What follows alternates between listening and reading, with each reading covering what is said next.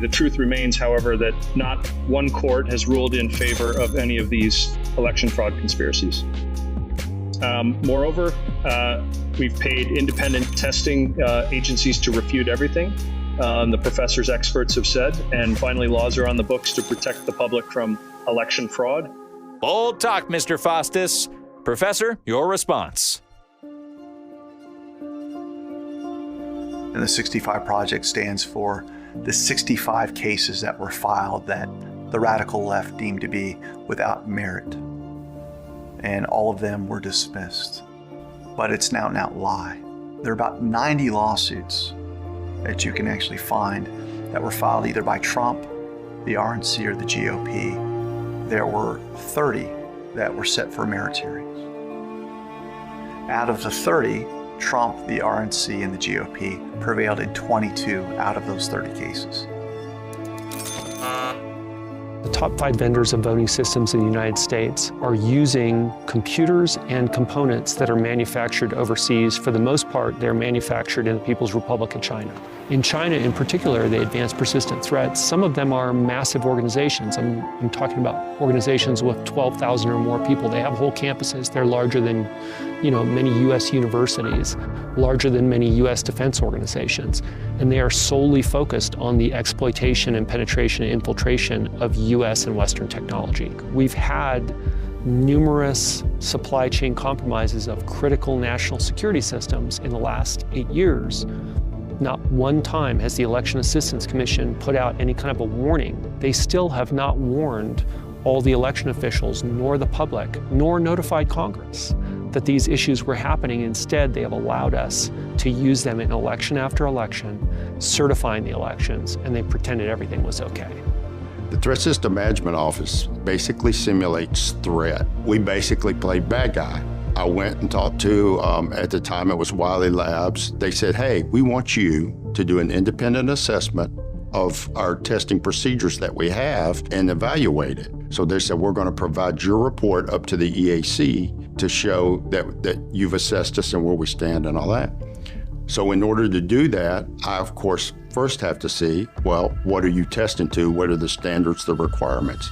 The very first thing I found is the VVSGs were inadequate. I always refer to them as they weren't standards, they were substandard, because they are not sufficient. These are systems that if you were looking at an overall industry organization, these would be your critical systems, just like the ones that process your credit card payments. After I've hacked into a system, I write the report. I would say for your normal, what's referred to as a kiddie scripter, which knows about hacking tools and knows how to use some of the tools, but has no basic knowledge of systems really well. And this is people who can just watch a few YouTubes on Kali Linux or something like that and get into these systems. On a scale of 1 to 10, with 10 being the most difficult, how easy is it to hack into these systems?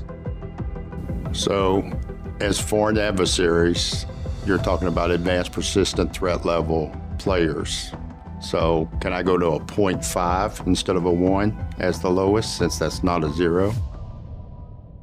When you do the financials for a major corporation, what an auditor does is what they do is they go in and they look at the systems, and there's a lot of work that's done there. You got to make sure there's no gaps, no way that this system is going to come up and generate the wrong number. Across the country, when you've got systems that are in use in these elections and you can't look at them, we can't even have access to them. I mean, it's beyond belief. Any of those things in front of a board, they'd say to management, the CEO, get it fixed right now, and that's it. It's not an if, it needs to be fixed right now.